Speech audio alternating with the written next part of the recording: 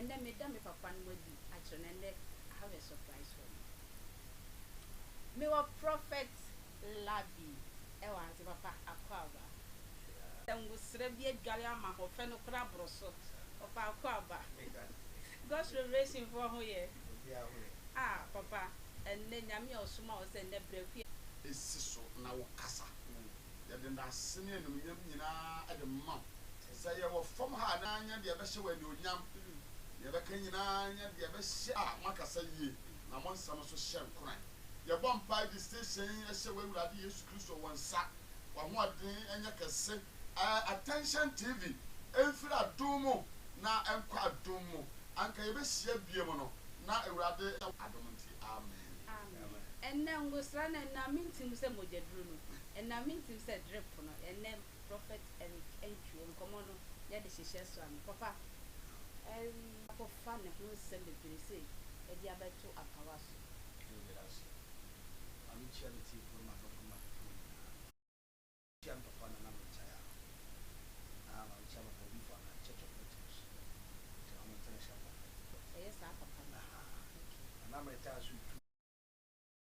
yabe maro ni we ahiase de wonyame na sefo ne papa na sefo ne ye nyina ma me hana tete abon sebe papa hwie mai ne tia ne se TV Joshua na me man the winter it's obvious Ghana per se Africa per se no se yen say no yen crucify no yen condemn no se na TV Joshua ewu na BBC I over Arimias Anas say one way TV Joshua investigation ewu say a performer by excuse me to say some of them no TV Joshua have slept with them when you saw him to carry hair pants to build his church. When you come to TV Joshua, you cannot go back. A lot of names, you know. I want to quite do my brain. Accusing TV Joshua. And one, let's ask ourselves, and then TV Joshua, they couldn't fight TV Joshua. Number one. That's the point. Number two, we should ask ourselves, the white people are telling us, for them, their children is not carrying anything into their head. To having a blessing from God, you need to serve. If you wanted something, a man of God to bless you, you need to serve. So I don't see anything wrong there. The white ladies and the white men are serving TV Joshua. They second as a slave. Wrong. So far as you see about my before why say God bless TV Joshua? Now mo hunaya mo fe. No one say I'm coming to sit down with TV Joshua to bless me. Why do I say? Let's be honest. Let's be fair. You see, Africans ye sunia bino. She Bronia or no George or ye gay. Why Jesus film ya? You didn't poster. I hear calendar see. I'm Africa for them. I'm sorry them. And so what about Montecas and only Jesus? Jesus is black. And on our brofona could discover who said, yes, sooner you can ask on your white or your black. In the Africans, blacks, there were certain things on your media mighty. When we discover something, we cannot produce. Yet the Koshabro for himself, no one producing TV Joshua be a hero for the whole Africa. When we talk about say TV Joshua will be when in terms of ministry, Papa na born home more thing. The kase obia enyame dwuma in the global world no. TV Joshua is a hero and is very powerful man of God. Whether they like it or not. What I believe that TV Joshua was preaching at Wambo Busumbidi Mamanti what he preach about it is what? Peace. God love you. God understand you. Repent. It is a TB Joshua when you are healing upon healing. I share the crutches. And TB Joshua heal about millions of people. Until let's be fair. Me BBC no. I'm TB Joshua. I don't want to use certain words that we need to be too harsh. The white people at BBC 4 chairs said only the white ladies. No black man can take the white lady. Maybe, you see, Bible doesn't condemn. Black, white. No. A perception. Okay. And a nipenya because TB Joshua was strong man. And to woman himself said TB Joshua tiasieno. Some can one word. Why does it empire back a bit to collapse? Abrafo. Papa me dasi. Mami ko me papa labi ho. Daddy labi. Ni a sesi a chire me akua ntwu adwen kakra me si ha ne se. Papa nti ase. Sansam nyina empie onye hwe so Nyankopɔn na etwe na so ana na se nimduma oye bone no na nyame pese woda na dia na. Yo. Me dasi pa de sa sama ye discuss and ya some kasi pa se uso internet the uko YouTube so ko be bia bo so bia kan wasem so bichia ahwefo a omo hwe mi na mi shi o mache pa me ba fi ha che na mi so mbo se 23 dia e be sachira e be sachira na me tanchi am wife so na asamwa ye kan asamu na asamu kasi but bibi ba kwa mi hu fa ho ne se ade ba kwa mi hu e fa sasem wo ne se ade ntina lipa no ti ase a obetumi ayi no ho ano mwamfa sa hwehwemu yi amba because all munum se funu edifo enti allegation bi a wo de be to funu so no ultimate nya dai ultimate kasa but mama mao we bi ade be kwa me hu ne say attack on Christianity me hu ne say attack a every 2020 chance 2020 no yare aba ye covid aba ya ya to in ceremony in sorry ma 50 2020 asori mba asori bia ensi that dem da sa the kwena make catch on members swati ana members swati 50 2020 so ko in sorry we sorry bia mu a o beko no say ya yumle we pa say ya yumle sorry pa no o ko ni pa 3 o ko ni pa 2 afọlọ no say di pa 200 a o ko na di pa 5 enti 2020 dia na esha afiero ena edede ne sa abofo ya o omde sa ya die eba ya ebe na omo target plan say omo ne be counter the gospel of Christ ena amutu be free wa omo say hunu say TB Joshua yi di pakase a waji di the whole world obi aka na omo asem enti omo nim say omo esori tia ono nso a didie na no bejo cause adia apie o Kristo ni bia ni obi a onni didie ni mu bia de didie tintim ye bia no okopie video isu na ohwe senia ema ekan sam di adanse ye se ebinim se odi omo se dan mu tete omo ebinim se wa rape omo ebinim se omo ni na ye abortion abortion bebre omo na ye abortion na bakopia me hwe kwa de o say oni na tina be 14 years mama ana maybe say oba oti obi fie na otete o why na be pese oni obi a o pese o rape no ebetina 14 years on pe baby mfa on pe America bintu ana on consult obi na obia yenyi ni free ho na watumi atena for 40 years na afi wo ba be ka kire yen se na ye ateti bi na odo ye de ben efa mu amehu ni se omo a omo di adanse esa ni na ye ti omo ka obi ena tra ba bi afomi asese adwuma na watu ya abomodi aso odi sika be se na be ya omo ebe kansam di eku papa ni ofi se na be ya adwuma na osase ni nyina no enipa ebe hu ni se na onyam nipa mu na oyedi mu wow enti nsam a esisi no we say aba no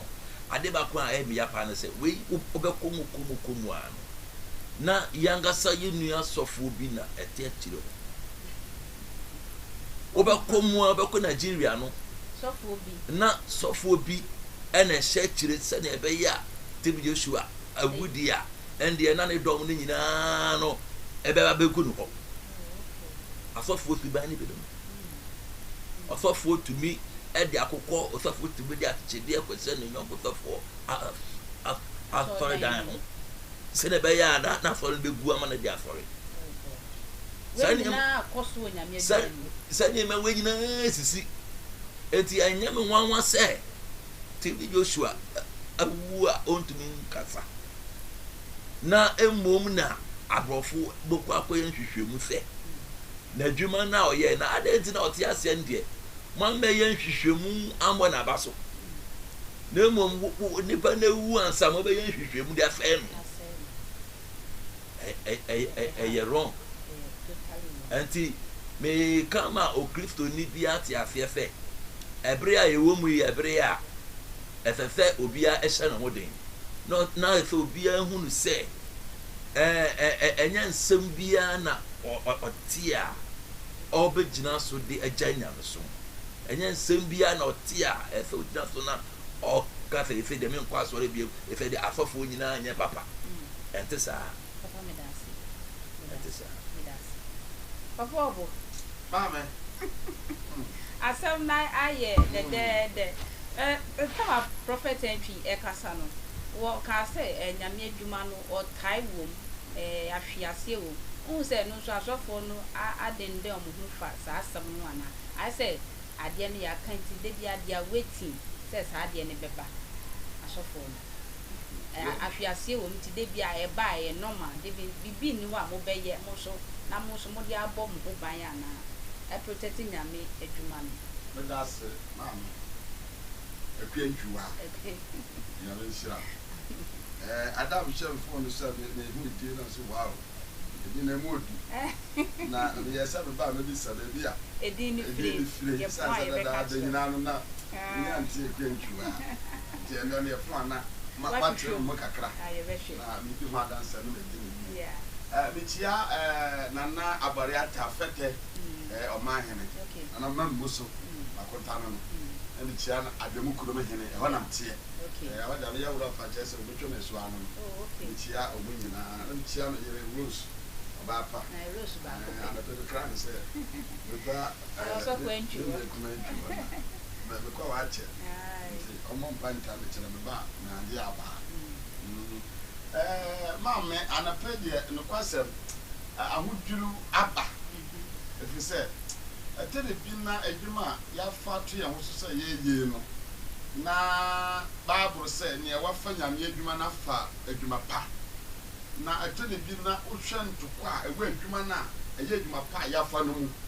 ntokwa ewo mu a na emfira bonten obi a onji Yesu ndi ye no mo ya ne ya di Yesu adi no wa so we dia kan we no we dia kan we abeda na sabi obi o gina bebi a onji Yesu ndi no onsere ye obesere ye esan se ni aye na se ye onka sampo yenim ni aye som no yenim ni aye di nti Yesu ya ye se di nti me nyi ni sa da pa ne onu wi na da obi adi nti wa ni obi ankoko Peter mo John mo no obi nyina ka no asam papa adan na yen ye de hwe sofopeni TV Joshua me ma me musuma no onye ni paketwa kura onye ni paketwa enei pa asabe kwakwa ni krechi wura mbia hodo bebe ebi mpo de so adi no usika omo mo ye the pictures ni adi wonam kwan no ho a wo se TV Joshua the picture o ma ye na esi wo ankrofo to edi kusi wo ne dem edi kire se nyame ho ma betina ne mu no e ma ne bibia owo bia nyame ho kwatena nti wonya bi kura de ko fie mpo a anu po ye bambo kase edi mo na oni petitiri wo tisi wo wu na ye kan ye chinsem poto ense Jesus din no nyam kura na me dem nim say papa na pastor we busuafo a na so mo so metro man so a omo ne sa abrofo ne betwi ankasa esa say e de nipa ba ko ma papa sa asam na aba na ye so kura ye ka bi na omo say se ne na sofo e ka no obi wu a na oni ni di asam a ye de a obedi fo esa so oni ho na we yina no se TV Joshua wa ankasa we nko de akokot na wa wo so orepu ono we daye ono we ya abortion na nka wa ba kire but see oni ho nti ka omo kan de egu efunu no ho fi ana sasamai wa samai ho fi ana omo kan de asai de ban nim ni omo pese asama na omo kan omo perfume so mo ba de ye pese ye kan se yanti ase ye wo na wotan nyamesom ene ye wo na wodo nyamesom ye gina he anase ye tie no da ye do Yesu nti enna ye gina se ensa se ye kasa sa bi ku ye nua sofo ehufu nti se obi e ka bi na se ono soso anwena nko akiri na ye na adwene se de ye kan ya mpa nti ono soso ba bia na wo ka emwa enhye nyame anu nyam nti mo ye nyina wawu a wawu ko oye bibia atwem ye nyina se benfo se de mo adi no wonni nko ya kai ena ye mo ho pai obi mfa nya afuto mfa ma no se tisa mfa nya afuto mfa ma no se ni ngongo bo saba ma me wo hwe a wo se santo ko ya anasa asem ya ekopie Nigeria ya ka wa he ye mem ha so sawo ebire de atwem ko se generation bia woni aisi generation bia woni isi bata de ba kwa me hu se onyame okita na asase onyame okita na asore onyame okita ne din no nipa ntumi nse ne din da wo ba kan sa da wo ba kan sai abasa be gina na so enti dia nipa ka fa asofo ho na wo ba ye mem ha obi se na wo ya yesi na wo yu na wodrom na wo ya yesi hwe menka Ghana fo yawo na menka asafo no so ye papa ko de wo ache hwe nipa doma na okura ofiri mu ensam debiri na kwafo eka ade pati asie no akakora kaka chere se ha se munyi aten nti koka ko yi na aten se papa me bo mpa ye no sen na mehu se brofo ya na akofa ba nti papa hu se ya brofo na hu se eye Africans fo no se na yisu sum ye nyame no eye deeper than say omo de no nti e wo se omo gu ye Africa fo no se na be ya ye nyame sum no e beba fo mo ana ma wo yerash o se sabe o ma me wo good one in past na ko chiri bia so bi ente bi wo China for wasas omo de ye a lot of projects omo dua apple omo dua cucumber omo dua cabbage omo dua dua mo de yuru wasas na hwere kura no studio ha kro nya o be dua hwede Ghana ni de o se na sas na gudie ne no o peni pa jimi a Ghana for because to some said yem pay nu yankosu yem pay nu yankosu ade a Ghana ni nye so ba bisa se aduane be na wadi ada na mo hu asem ba ye be kan ya odi opa na mi ti hai man na ma mi wunne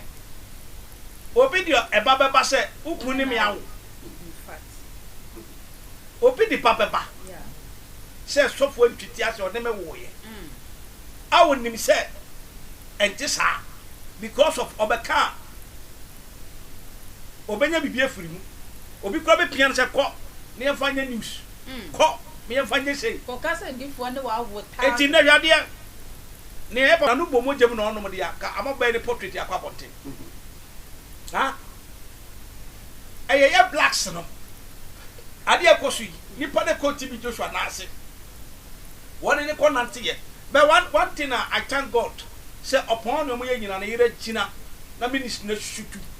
they say TV Joshua na yiri ya more miracles. Papa mo say no nti na ebi omo pese omo sorry. But I'm working. It will not work. It will never work. Okay. The church of Singapore will still rise and rise. Okay. Niami can say blacks you condemn me nipa.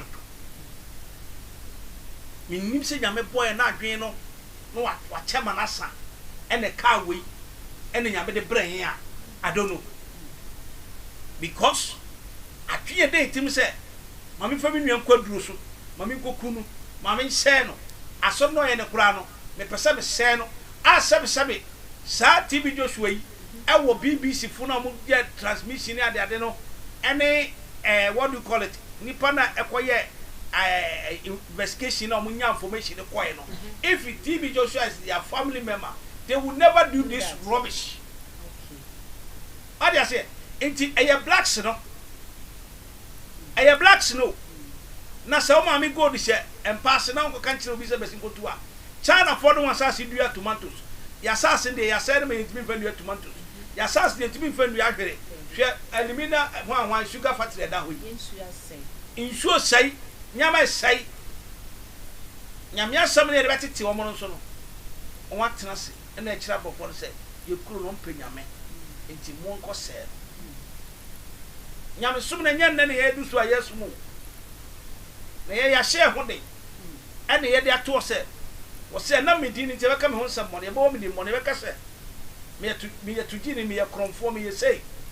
anya se nua so na akronfo me no ye ko bo yesu asenua but I want to kronfo no nya chance nti ye se obi wa onim TV Joshua wa hwe TV so ena ebema na chira ba bia TV Joshua na so kwa popular nti obi a ko page ni so a o ko hwe TV Joshua yes o hwe no na display ko o se Ghana so ni nyina no nyame nim what do you say because Ghana so fo agina ho condemn ni nua so fo Ghana so fo o condemn ni nua so fo se ne o ye ni nye de enfiri nyame onu so wi so no onye so fo na wo den na oba ya wo de obo nipa no enye chimie den na wo ya oba bo nipa no obi tibi ka se abrochifo yi mo ma hwe Ghana asofo bi na abrochifo de to na he na wo de Ghana asofo ebia ko na wonye bi party ebia na nkrofo mimi tiwe emeku ma me oti abrochire no what Bible said mi hu otiri ni a onam no sesade na susukuru abesusu sa na awurade besusu aba ho wose memia so na ma wo so memia so na ma wo so na se wo sofo ba public be ka se omunya Ghana sofo hwa na obi tia taita eye nkwasiade masa onipa bi onya bia ne padi no dam papa so o kan kwasiase onipa bia onya bia ne padi no dam papa so o sori a wonwene o kan kwasiase odi for sa wo dam paso na yesi ni padi na dam paso munim nyanza o di bia ne pa wo dam ana me se nyansa kasa no sa wo dam papa so da bi o ne sa su na chi ena ministry no ye no waye nipa ni se nwan okay jaja se waye nipa ni se nwan nti whatever okay bia no on fa nyansa nton waye nipa ni se nwan because Ghanaians are fool wasimun tue tutusudu manakai trete wasimun tue tutusudu na aduane atena me fie o ko hospital dia ko tue sika na ba sofo anim dia wo se de ma mo kwa mo fa nchekwa na wo sofo dia otonton nyama wo aso wa otonton niema na wo wi abaka se obi dia nye TV Joshua nye obi nye we nye wo dia wo ye ana homa who are you to judge? Oh God. Yes, say a sofo and it's a hard time we need to tell them the truth yeah ebedu baby won nyame asem no unkite ska untimi tobi ubenye ni pa more than papa de gina ho nyanka mesa bana ko we pega sa ho onipa bia on se fata no watimi akasa na ministry say ene ye papa Kennedy Japan akan bodu tell us ade oye no obenu no sa en wow papa ene nipa so the way abeshem dia na just say papa Kennedy Japan no eno na ama na wini eye president na wo pe na o condemn nya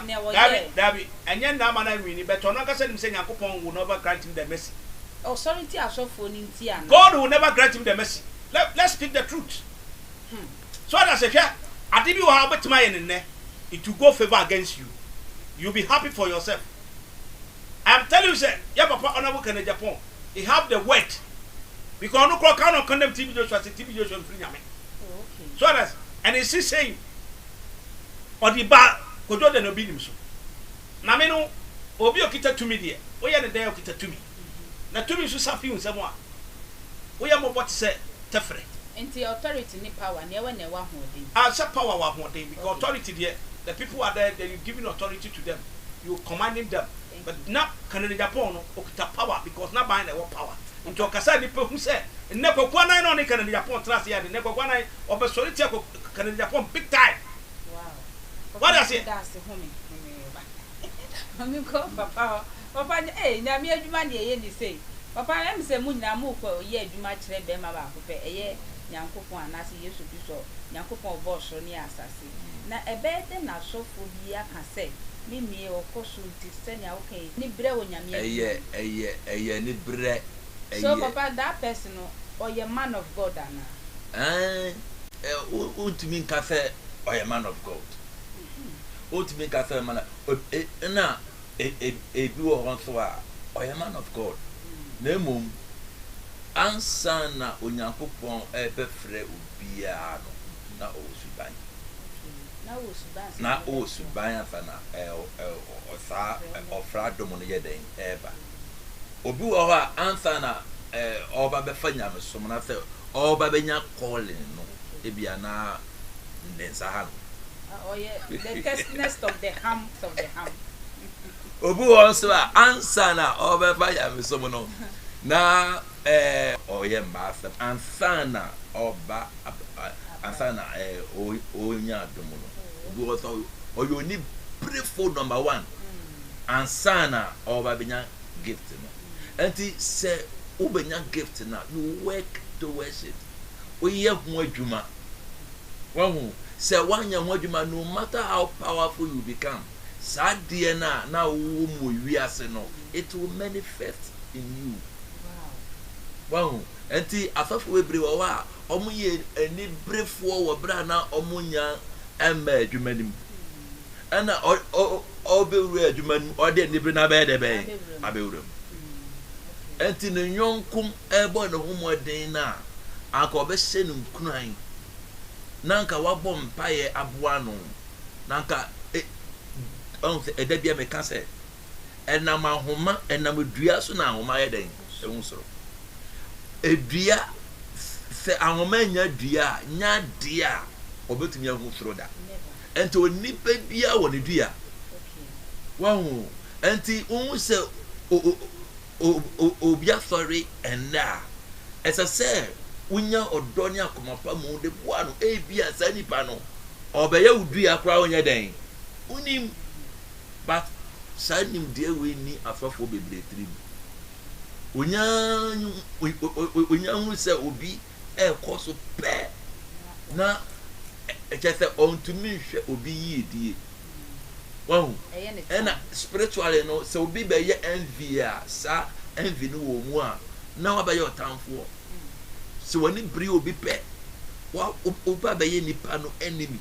enti ma de ekoso nyina no me hu se e fa bebre ye enviness a wo we ministry nipa ya ye kana ho asemi the ministry efenchene a oye ye bebe nyakopon ade no ekodru ye no ena yen tutumfo ye bia kowura abofo nase ena omo yesa de na me pese ewiase nyina me he camera mu akatre ewiase nyina mo America mo UK mo hweye o Germany mo hweye o South Africa o Canada ba bia o hweye bia me ka tsa o se senye asofo a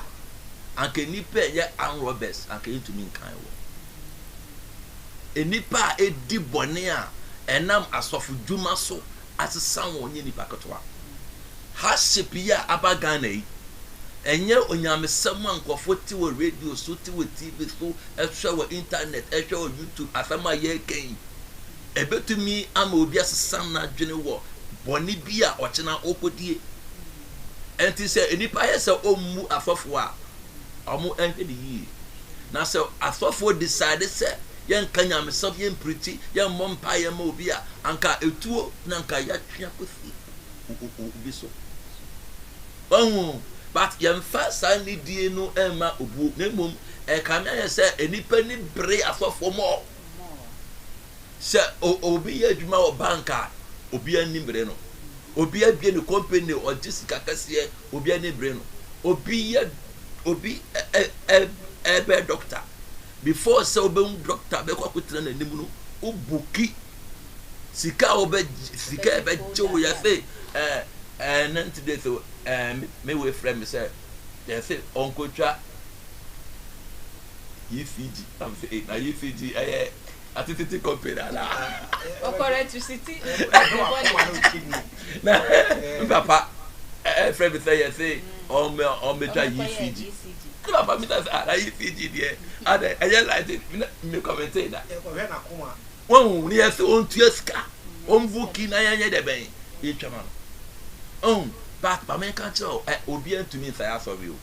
ɛmfa so deɛ a asɔre de aba Ghana ha no ɛnyɛ asɔre ketewa ɛnyɛ fast ketewa wɔn ɛnti mama ka na nsi sɛ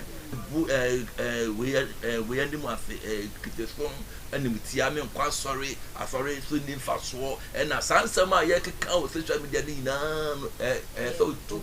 asɔre ayɛ bi ama yɛn no asɔre schools a nsɔre wɔ yɛn a yɛte ha schools nsɔre bi school ansa na ɔmo abɛdu baabi a ɔmo abɛdu mu te sɛ ɔmo gu asɔre ho fi a ɔmo hwɛ ne yie. Papa obo nti mpɛsɛ mbisa sɛ asɔfoɔ no a yɛ members adwale kwasi da bɛtena wasɔ dem sɛ preach na ɔmo akɔfa ɛyɛ sɔfo foforɔ anasɛ sɛnea asɔfoɔ bi yɛ n'adwuma na ɔmo de preach no ɛdɛn na wɔka kyerɛ saa asɔfoɔ no when they go to church a message bɛn na ɛho hia ɛwɔ sɛ ɔmo de ma members anasɛ ɔmo so adwuma na ɔmo yɛ wɔ sɛ wɔkɔ asɔkɔ kɔndam sɛnea asɔfoɔ bi yɛ n'adwuma ebia na ɛwɔ kwan a wɔwɔ fa so yɛ ebia ɛwɔ kwan a asɔfoɔ ntwi fa so yɛ n'adwuma adɛn na baako etumi kɔyɛ sɛ ne deɛ na ɛyɛ papa na ɔkɔndam the others for no ɛdi. Ndasɛ maama ɛyi ɛno na members ni yɛ hia. Ade baako a yɛ a meta bɔ me ho mɔde yɛ mo adwuma paa ne sɛ woyɛ me sɔfo na wakotu quotation bi na me opinion no mama kama no kokwe na me preach na wakotu quotation kasa ano kokɔ ho na wo pasa wo do de content na ka cha so mama aha na ka no kokɔ ho asa antika okay wo ka bia na hu se anya ade ade yɛ nya ɔkyena wo ba wo ba pa okay so that nso me de dia soja me sa ko ba ko kotu quotation me na se ɛyɛ ɔbɛma anim nyam sɛ ɔnkontokwa ɔno se ta na yere ko na yere so na kankan Bible wa so dem ho se ɔkasa ɔde fa nkyɛn na nsosafo ma memra ha ne mo kakra asam na yɛ kankan yɛ no ɔse wo yɛ ɔbɛma na se wa na obi anko a ɛyɛ anim nyam de ma wo enti sa wo yɛ bɛma na wo ne obi ko a wo ni ani onyam kyerɛ mu saa to aso ne yɛnkɔ ɔsere ya san atwa wo ho aka ya to gyam so wo da me kyerɛ no papa yi na de yɛ kɔso mu wo bɛhwɛ wo sɛ ne sɔfo ka sɛ ebia sɔfo bi ewo nkuro no mu a ɛyɛ ne ya ohura baabi a papa na kudu no na sɛsia na ne okura ahoɔden a ɔde twɛ dɔm no ɔni hɔ biem nti sɛsia na ɔno nso hwɛ ahoɔden okita na ɔde compare ne ba bɛɛ na ɔbɛfa so a ɔbɛtumi atwe papa no nkurɔfoɔ no bi abɛka ne deɛ ɔno nso abɛyɛ top pastor ɛwɔ Nigeria hɔ ɛnna na ɔsɔ ɔpa asɛm bi a egu nipa ho fi asɛm bi a nkurɔfoɔ teɛ egu wɔ ma bɛm na ɔde to papa no so na obi enya abotire kasa nsɛm de gu nipa ho fi so bɛhwɛ no ne nyinaa ha no sɛ ɔpa asɛm a ɛso a so ɔde hyɛ adeɛ ho a ɔnya kwan no wafiri mu apie anyɛ biribi abi na ɔno mmom ayɛ firi nti meme ho sɛ ɛne asɔfoɔ no a yɛka nyame asɛm de kyerɛ yɛasɔre ma no sɛ yɛanhwɛ nsɛm a yɛka no bia ɛbɛdu baabi bomu sɛ obi apue wɔ asɔre no mu na ɔde twɛ wɔ crazyfo wɔ ne nti a yɛadwe nyɛ baako nti ɔsakra nsa na tam no adu anasa komabu a papa mami bi sa papa kasa na ɔse asɔfo Nyankopɔn fa atachifo ɔfa wɔn a sɛbe this type of people from and saa deɛ no bɛyɛ testimony nti yɛ papa Dɔnka William na meka sɛ nyɛ sɛ bi a me support sɛ ya wo ka no enti sabet with the bigger way in some parts be enti me nye possible say ne papa oye enti and the ban so yes sir it can happen say there was of bebre kra na omoma ye the wasted one Dania Donka William ba eye ba se se ane de ne da bontin a ye hwe e bi kra na soforo nya time hwe nipa millions ne manso so bua onya time kra ye de e hwe omo e bia we na be drop soft na ten say go back Bible said when to ban hwe ni fie mi masa fo ye de e nche ne sa because otimi hwe ni fie nti but e bia na e attack and aba but gradually it will be in process because enye sa so obi de abodam sebi obi de yare na papa Donka William atene sa bompaya sa ena no so ne de no nyame beye enti me ni America kan say blacks who kotomak so de mama blacker the kaman meku man no mushishe no ansa de mek na gu na no okay because o di kaman mek no mo a o bere ne meko so ni a papa ye na wo ye no no almost so down or the mekona yeah papa nin kasa condemns of the o si minua no no kita bible mi kita bible no no bonya media mi bonya media ni ye nyina ye adwuma komo papa ba ko no e na me nko se na me nye den nti papa na kame a se asofo no monya beef na you see prof your friend roughly adequate there's a asofo or garbage so what I say we say na I better want my production because you na ma ye nyina be feel test in the company ni yesu ya mo company na baso na ye nye ni yie and I don't know yet Ghana just Ghana for blacks ye pani pasa ye do UTV for ka say jo mama ka say obo betwa exams mu na me pa achew which is what say na wi and so papa na nkasa enti blacks no subai enti wo ye black papa di kan man meko man no mo hihye no ansa de ne de na be de abatum eno on te say do amani bibi kura on me kan bone kire de bi ombo ni say ni po ni papa yo but what I say these people from Liberia o metimi ide apwa o mana be yepu o educate ye sa educational run Saturday wo de say go seminar but na seminar no sika GTV4 gini ade no is over millions but churches be condemn said na sorry for men ko seminar because of the Tete Dr. Rodis Tete is not ready to set up ministry in Ghana. Sa papa wako overworld, wako wiase nyina wide world. I preach soldier, for preach police, for preach people. And so black man papa no akọ the whole wide world. I preach ministry. I ministry kon ni netu and this motivation Tete edi wura yemu no. Ene enum bi say aboy. But in Ghana so for a person on saying a nipa those are say if we are supposed to be 13 yama my look at yama bi ha odi ho anti ase Ghana ese nipa hwe ya nua Shatawale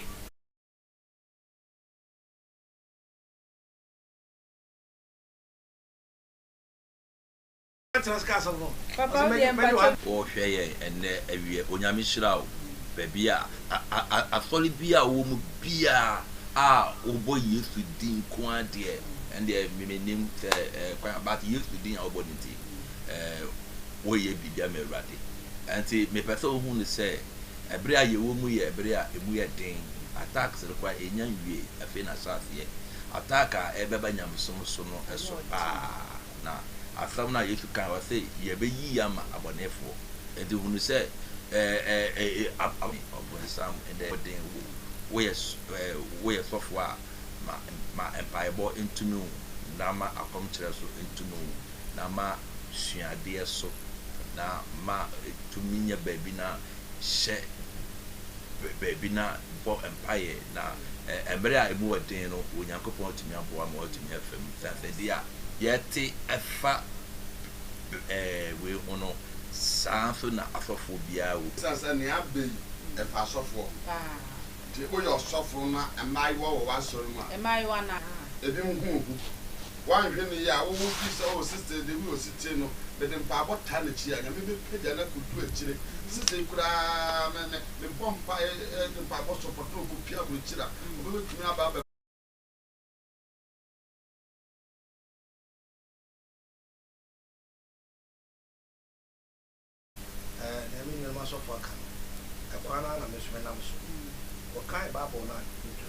Proverbs chapter 18 verse 24. Was in your fun now for the two or say on one Casanabra. Now, oh, I suffer you also and I'm for some.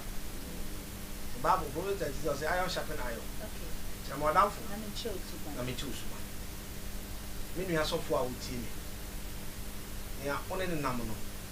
So now pine a master master officer more. Now what you na na kwan na ye abosomsam na ofi se emowa utumfuru ntia na watwe na kwan no enye papa ensanom je se wo koto asofo bi e wo mfimfia ba bi mfimfia ba bi bawe e wo akire he ya bawe ho sobo wo kodo pa se na asofo na ye check ayi enti e ma me evangelist patrice esiedu a otimi e fa asofo sa do so no o sports our club nice one you made but I want to poke you now so far check no one is space no more when the crack it no say ya no say ya it also e fa bi su ye nan for sem asofo no e fa banyame nya wadanfo wo de ukokora na ba bi kakra betima do na de be exercise a we say me go fo bi say se na betima ye hu dede so baba na djuma me kakra bi enso ye de amako so that bitika na me kwaduma police me kwa from police vote me dira ah wo so kwa me se me kwa fu na fo kwa ta na so wa ye me do apere me chenyi me ho baba na me kotu bayre wona me tu a e fe kwa keke da de say me am so for na me tu bayre de ko dwam bayre ni o 10 cd 20 obi aba yi bi e bom bayre don komi eye wa mia okay e so for ye nyina no e mama bin kaso en mama bi din samfo a wati mastretino enam ne kakra de bebra asor ma na bi muade o 100 Ghana bi 20 Ghana bi nyama kete bi tino o person de wani mi ya fom na me kwasi o de family a me twa auto ma wa te se bibia wura me mu anadwunu kwa masa ko to table so ma ya bom ma no kira ho asisi ho so for abebu no these are things which is asofo bi ya you see your credibility I too light your president Akufo-Addo both spiritually and physically Ola Richard Robert Baye o sa him for din nsatu nsu nyina no otumfo ka ho nsatu na peduma bom pa ama that is why high otumfo titum sa asofo different from everything asofo so yes ya na yama ya ketwa enti enu asofo nyi obi anya fa nsa ya bibi wodo sa ya bibi na akobro de ba akokra na benya na beton a so obedi wade because je dwom tom ai bayre say amafo ni tie so bo cheso to bayre ko de ni je de beto so for ado bayre so for ado and this year me be do by 2000 yams me be dua bayre by 2000 yam nti ye nyina na so for nya bibi gakra wo ha ska kra be du sale da ko pass ase na wo start do wo de ji e be de ho ba be kuro be ti la bibi so that say ni nyina ho na aso mani say wo ye adwuma e ye shake say o be ti be disrespect. But Santisana, no friend, mam 2000, mam 20, mam 10, Obo Pano, in your view. In Jasophiana, I told you, Yam. The Stresophobia said, on Sodnet and William Kitai.